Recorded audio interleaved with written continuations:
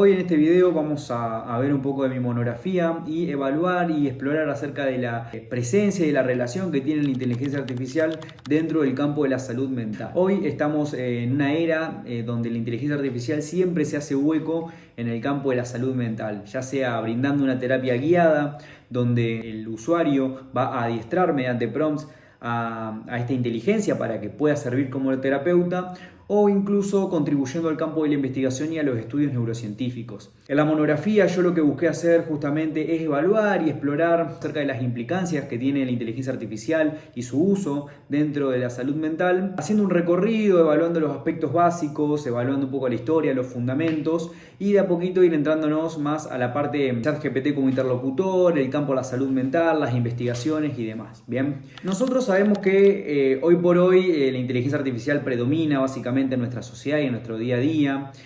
Pasó de ser un concepto de ciencia ficción a estar omnipresente en nuestra vida. Pero bueno, ¿qué es la inteligencia artificial? En términos generales, la inteligencia artificial es la habilidad que tienen las máquinas para poder realizar tareas que tradicionalmente requerían de la inteligencia humana. Usar algoritmos, aprender de los datos y en base a eso tomar decisiones tal y como lo hace un ser humano, ¿bien? Pero con una pequeña gran diferencia respecto a la velocidad con la que lo hacen, que no se cansa y que la proporción de error es muchísimo menor a la de un ser humano. Cuando hablamos de la inteligencia artificial, el concepto como tal, como disciplina científica y tecnológica, yace a mitad del siglo XX, más o menos 1950, gracias a Alan Turing, un científico considerado como el padre de la inteligencia artificial, ya que gracias a él nació la idea.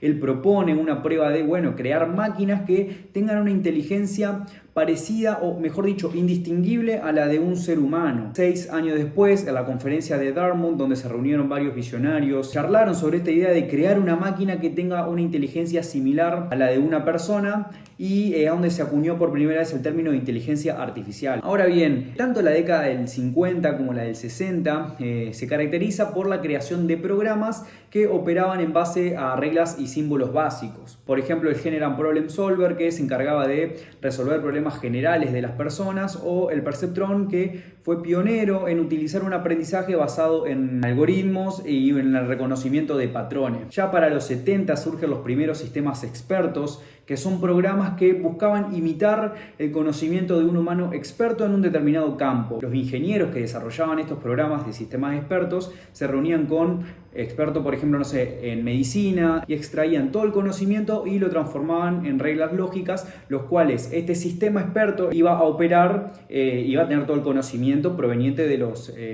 verdaderos médicos y demás. Bien, por ejemplo, un caso fue el MySIN, que el MySIN se encargó justamente de detectar infecciones bacterianas en la sangre y poder recomendar un tratamiento. Pero simultáneamente, esto es hablando de la inteligencia artificial en términos generales, todo esto simultáneamente lo que fue ocurriendo es que también se empezó a gestar un gran interés y fascinación por la creación de máquinas que puedan imitar la conversación con una persona, bien, los famosos chatbots, en tal punto que en la década del 60 surge el primer chatbot que se llama Elisa.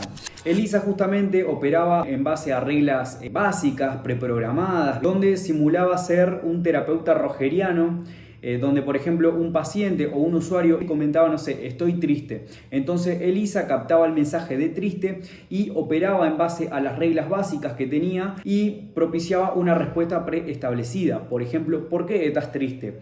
Y si respondía al usuario, trataba de identificar una palabra que sea conocida para su sistema de datos y respondía otra respuesta preestablecida y fija, programada, simple. Bien, podía ser repetitiva, muy rudimentaria, pero para la época fue bastante innovadora. Los 70 justamente trataron de pasar de esta mera imitación, donde se crearon programas gracias a Terry Winograd, o también Parry, que fue otro asistente que no solamente buscaba hablar una conversación, sino simular ser un paciente con esquizofrenia paranoide. Esto era para los investigadores de psicología, justamente, que buscaban, creamos una máquina para poder ver, cómo sería tratar a una persona verdaderamente con esquizofrenia paranoide. Entonces adiestraron esta máquina y le dieron todos los conceptos para que surja y para que pueda simular ser como tal. Los 80, la década de los 80 propicia un auge y una caída, ya que gracias a la llegada de las computadoras personales y el acceso a un internet bastante primitivo, empezaron a seguir formándose estos programas de asistencia conversacional,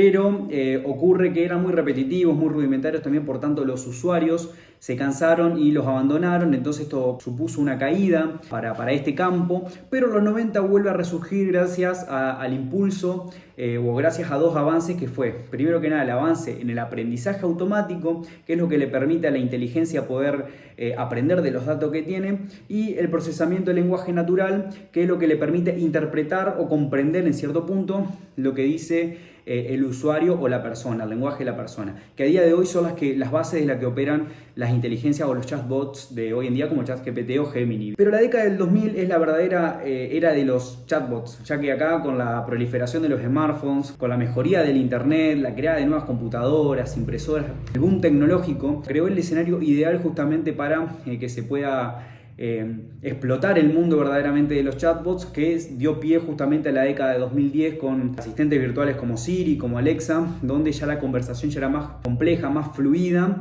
y que bueno, año tras año fueron mejorando a tal punto que hoy contamos con asistentes virtuales como ChatGPT, como Siri, como Gemini, como Grok, como Meta. Pero esto fue todo un recorrido histórico para poder entender cómo fue evolucionando los chatbots, la inteligencia conversacional en sí misma. Pero bueno, ahora para comprender un poquito el alcance y las limitaciones actuales de la inteligencia artificial de hoy, es necesario que la podamos distinguir acorde a las capacidades y al nivel de complejidad que puede llegar a tener esta inteligencia. Es por eso que Sescose, por ejemplo, plantea de que hay que dividir a la inteligencia artificial en función al nivel de inteligencia que pueden exhibir. Y van a ir desde los sistemas especializados a proyecciones más hipotéticas. Bien, vamos a tener tres tipos de inteligencia artificial: débil o estrecha, general y una inteligencia artificial, o mejor dicho, superinteligencia artificial. La única que está operando hoy en día y que existe es la inteligencia artificial débil o estrecha también, porque las otras son proyecciones hipotéticas, ambiciosas, que a día de hoy todavía no existen, por así decir, pero bueno, va en camino a eso. La inteligencia artificial estrecha o débil básicamente es esa inteligencia artificial que opera en todo el campo de la inteligencia de hoy en día, ¿no? Ya sea ChatGPT, los asistentes de voz, es la inteligencia artificial que conocemos hoy, ¿bien? Están diseñadas justamente para cumplir una tarea en específica o básicamente cumplir un conjunto de tareas pero muy limitadas, ¿bien? Son sistemas expertos pero en un área específica, opera en base a algo. Yo a un lector facial yo no le puedo pedir que me escriba un poema, o a Siri yo no le puedo pedir, no sé, que me dé, no sé, una cura para una enfermedad. Pero bueno, básicamente la inteligencia artificial estrecha o débil es la que está omnipresente en nuestra vida, aunque no la percibamos constantemente. Por ejemplo, como dijimos, sistema de reconocimiento facial, asistente de voz, los motores de búsqueda, esos que filtran la búsqueda en internet también, los sistemas de recomendación de Netflix y Spotify, el ChatGPT, que aunque parezca que no, ser un modelo de lenguaje avanzado, igualmente opera dentro de ciertos límites de datos, por ende sigue siendo estrecha o débil porque tiene una especialidad en particular, ¿bien? Después tenemos la inteligencia artificial general, que bueno, esta representa un concepto más hipotético, más proyectivo, ¿no? Más para proyectar, porque todavía no existe.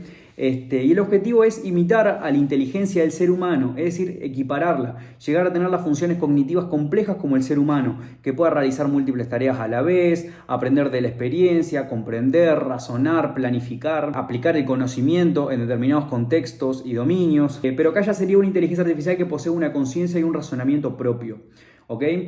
Y después por último tenemos la superinteligencia. Esto ya mucho más hipotético, mucho más utópico. No solamente igualaría a la inteligencia humana y a la inteligencia artificial general, sino que la superaría a grandes escalas. Bien, tendría ya más velocidad de razonamiento, más razonamiento lógico, va más allá de nuestra propia comprensión. Si nosotros no podemos crear una tecnología ideal para poder, no sé, viajar a Marte, esta superinteligencia te la puede sacar en un ratito nomás. Por eso esto es muy hipotético, esto es muy de las películas de Terminator con Skynet, o sea, es muy, por ahora, imposible, y esperemos que sea así porque no creo que sea bueno tener una superinteligencia en la sociedad, ¿bien? Ahora bien, después de analizar los aspectos básicos de la inteligencia artificial, los tipos, conforme al nivel de alcance que tiene, el recorrido histórico que fue llevando, cómo fueron evolucionando los chatbots, hay que meternos en una de sus manifestaciones más relevantes que impactan a la vida diaria, ¿bien? Que es la inteligencia artificial conversacional. Por ejemplo, Gemini, ChatGPT, Meta, Grok, esa inteligencia artificial que yo me puedo poner a conversar. Estas son tecnologías que están diseñadas justamente para poder imitar a la conversación con un ser humano. Opera a partir de el uso de algoritmos, aprende de los datos, ¿bien? Analizando grandes volúmenes de datos, quiero decir, perdón. Y justamente sentándose en estas dos bases que dijimos, el aprendizaje automático y el procesamiento del lenguaje natural.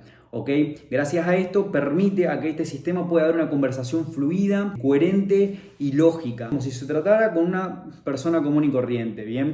A diferencia de los sistemas más primitivos como ELIZA, por ejemplo, que respondían ante reglas preestablecidas y preprogramadas y brindaban una respuesta fija, estos, o mejor dicho, la inteligencia artificial conversacional moderna, tienden a dar respuestas más innovadoras, más contextuales, ¿bien? Más lógicas. ChatGPT y Gemini son los mayores exponentes de la inteligencia artificial conversacional que justamente brindan respuestas claras, lógicas y coherentes con alta precisión a partir de las preguntas que le haga el usuario. Lo que nosotros le preguntemos o le digamos de alguna manera nos va a responder con mucha coherencia y lógica, por más errado que esté, ¿bien? Además de que tiene un fácil acceso y un fácil uso y que es gratis, es algo muy práctico de utilizar hoy en día y está bueno para cuando uno tiene una duda, quiere conversar un rato acerca, no sé, del Imperio Romano, no sé.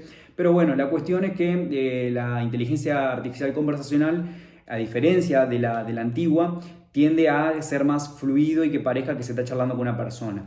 Pero ojo ahí porque así como tiene ventajas de el fácil acceso que tiene, lo fácil que es usarlo, que es gratis, que no se cansa, también tiene unas desventajas que puede ser, por ejemplo, que propicia información errónea y desactualizada, ya que estos los sistemas, algunos, no todos, tienden a seguir rangos de actualización, por ende a veces los datos que se le pide o si se le hace una pregunta está fuera de tiempo y por ende si yo le quiero preguntar algo acerca de lo que pasó esta semana, capaz me responde de una manera súper coherente y súper lógica que parece ser real, pero al estar desactualizado la respuesta va a ser incorrecta, ¿bien? También otro error o desventaja que tiene es que a veces le falta algún tipo de conocimiento específico, como por ejemplo, no sé, el matemático que requiere un razonamiento lógico y más avanzado, más elevado, y por ejemplo en el derecho también, donde esto va acorde a cada país, las leyes de cada país, puede que justamente como están diseñados para dar una respuesta sí o sí, y lo puede hacer de una manera que parezca que la tiene clara,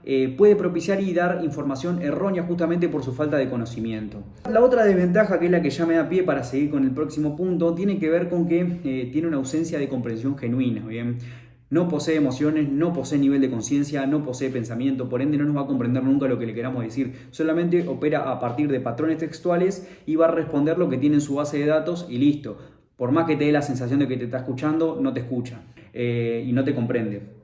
Estas imperfecciones, bien, son las que golpean y que tienen implicaciones significativas en las interacciones con las personas y sobre todo en el bienestar psicológico, ¿bien? Entonces eso nos lleva a preguntarnos, bien, ChatGPT como interlocutor y esa ilusión de compañía y esos primeros riesgos que hay que tomar. Nosotros siempre quisimos tener un asistente, una persona a la cual contarle las cosas, ponernos a conversar, y esto parecía una utopía, parecía algo imposible, pero ChatGPT lo hizo posible, bien, lo hizo posible y está buenísimo, puede ser divertido, puede ser útil, incluso necesario a veces. Ahora, el problema es cuando esto se vuelve completamente vincular, cuando esto se vuelve abusivo, bien, cuando se abusa del uso de ChatGPT o de estos asistentes, cuando se abusa de esta posible compañía. Entonces, en este sentido hay que replantearnos si verdaderamente es bueno o es malo, bien, la realidad es otra, es un vínculo peligroso e incluso si se abusa mucho de lo común, es insano. Pamplin justamente plantea de que un chatbot no puede interpretar el significado, esto hablando en términos psicológicos, no puede interpretar el significado de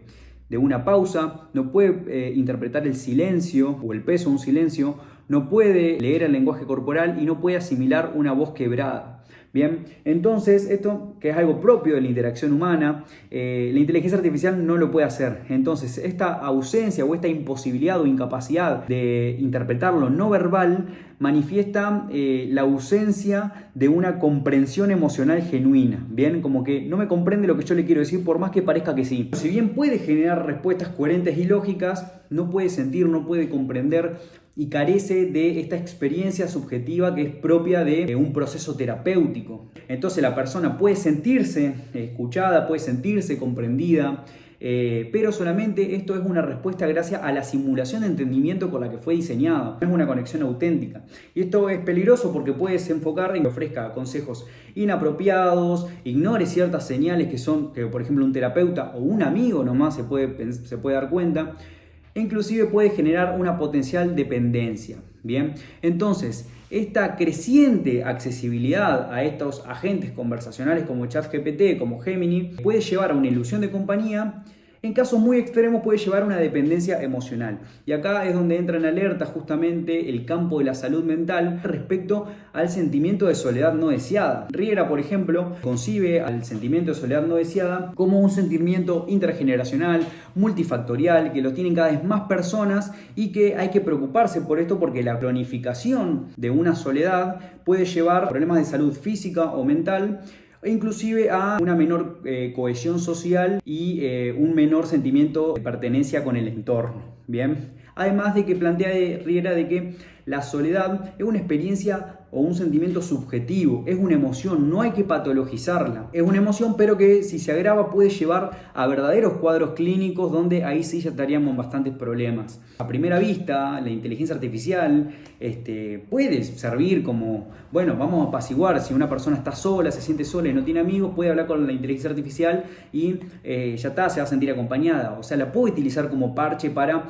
apaciguar este sentimiento de soledad. Pero resulta importante analizar verdaderamente por parte nuestra de si verdaderamente sirve para cubrir esta necesidad o no solamente que no sirve, sino que la agrava, la empeora, porque contribuye justamente a un aislamiento mucho mayor de la persona, porque está reemplazando a las propias interacciones humanas. Entonces, la soledad, como sentimiento complejo y subjetivo, que nace de la falta de conexiones significativas con otras personas genuinas que nos entienden y que nos comprenden, aunque una inteligencia artificial pueda, dentro de todo, parecer una solución disponible, porque es una realidad que la inteligencia artificial va a estar disponible en todo momento y no se va a cansar de lo que le digamos y por más que lo juzguemos no va a decir nada, aunque pueda parecer una solución posible, no lo es, porque esto se va a volver como una bola de nieve, se va a ir agrandando constantemente y se va a agravar el tema, ya que aparte la inteligencia artificial no siente empatía, no comprende lo que se le dice y no entiende una emoción tan humana como lo es la soledad. En lugar de resolver, verdaderamente la agrava. Entonces, básicamente la inteligencia artificial,